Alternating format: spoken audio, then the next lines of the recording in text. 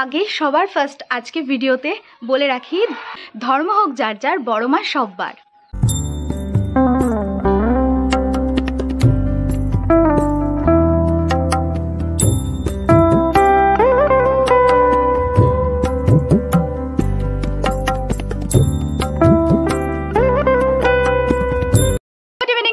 Welcome back to my channel, to a new blog. আশা করি তোমরা সবাই খুব ভালো আছো।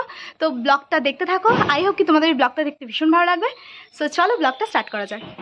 কি রেডি সেডি হয়ে গেছি, আর মাম্মাম আর আমার শাশুড়ি ওরা রেডি হয়ে আগেই অলরেডি বেরিয়ে গেছে। তো কোথায় যাচ্ছি আর কিভাবে যাচ্ছি বা সব কিছু ইনফরমেশান তোমরা দেখতে পাবে। তো যাই হোক, চলো যেতে যেতে বলছি কোথায় যাচ্ছি। তো বুঝতেই পারছো আজকে যাচ্ছি নৈহাটি বড়মার কাছে পুজো দিতে। তো যাচ্ছি তো বটেই, আর কিভাবে তোমরাও যাবে বা পুজো দেবে সব কিছু যতটুকু পারবো তোমাদের সাথে শেয়ার করব। তো চলো এখন যাওয়া যাক স্টেশনের উদ্দেশ্যে। তো প্রথমে যেটা বলার সেটা হচ্ছে, তোমরা যদি শিয়ালদা বা কৃষ্ণনগর যেদিক থেকেই আসো না কেন, মেন ডেস্টিনেশন হচ্ছে নৈহাটি। তো তোমাদের শিয়ালদা দিয়ে আসলেও নৈহাটিতে নামতে হবে, আর কৃষ্ণনগর দিয়ে আসলেও নৈহাটিতে নামতে হবে। তো আমরা যাচ্ছি পায়রাডাঙ্গা স্টেশন থেকে। তো এদিকে মাম্মাম সব রেডি হয়ে চলে এসেছে স্টেশনে। আমি একটু পরে আসলাম, একটু কাজ ছিল। আর ওদিকে শিপ্রা আসছে।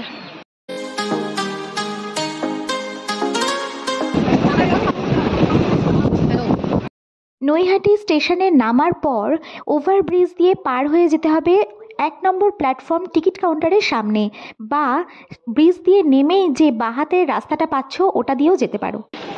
তো এই ওভারব্রিজ দিয়ে নেমে এই সাইডের গলি দিয়েও যেতে পারো, বা 1 নম্বর প্ল্যাটফর্মের সামনে টিকিট কাউন্টারের ঘর দিয়েও যেতে পারো। টিকিট কাউন্টারের সামনে দিয়ে 2 পা এগিয়ে এসেই তোমরা পাবে 3 রাস্তার মোড়, আর ডান সাইডে পড়বে মন্ডা মিঠাই মিষ্টির দোকান।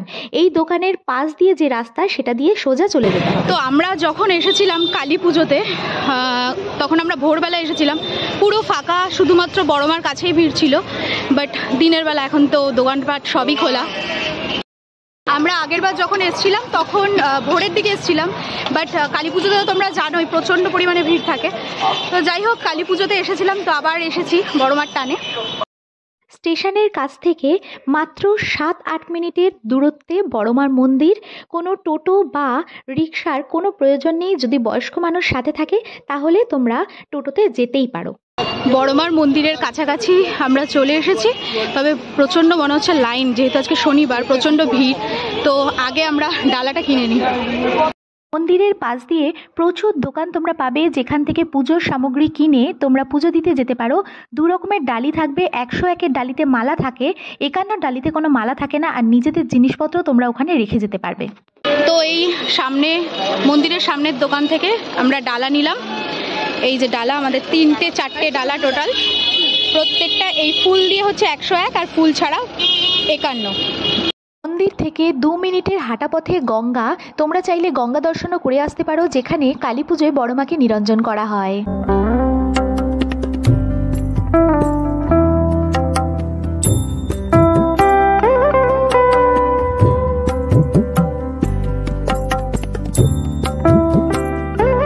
প্রত্যেকটি দিন মন্দিরের সামনে সকাল থেকে শুরু করে রাত 8টা পর্যন্ত ভক্তদের ভিড় থাকে প্রচুর। প্রত্যেকটি অমাবস্যা, শনিবার আর মঙ্গলবার ভক্তদের ভিড় যেন আরও বেড়ে যায়।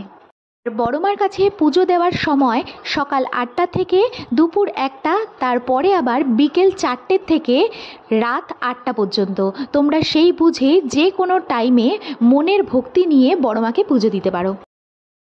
তো আমাদের পুজোটা কমপ্লিট হলো, খুব সুন্দর করে পুজোটা কমপ্লিট হলো। আমাদের পুজোটা এত তাড়াতাড়ি হয়ে যাবে জাস্ট ভাবতেই পারিনি। মানে আর এত সুন্দর দর্শন হয়েছে মাকে, যে কি বলবো, মানে পুরো চোখ ধাঁধানো দর্শন, দারুণ। আমরা গিয়েছিলাম বিকেল 5টায়। মন্দির চত্বরে ভিড় থাকলেও মন্দিরের ভেতরে মায়ের সামনে ছিল পুরো ফাঁকা, আর ফাঁকায় আমরা পুরো পুজো দিয়েছি। এত দারুণ মাকে দর্শন হয়েছে। আমাদের মনে হয়েছে বয়স্ক মানুষ যদি তোমাদের সাথে থাকে তাহলে সকালের দিকে না এসে তোমরা বিকেলের দিকেই আসতে পারো, 4টে থেকে 8টার মধ্যে। তো তখন বয়স্ক মানুষরা আসলে বোধহয় একটু ফাঁকাই মার দর্শন পাবে। তো তো আমরা আজকে সকালের দিকে আসিনি, কারণ প্রচুর মানুষ সকালের দিকে আসে আর অনেক লাইন থাকে।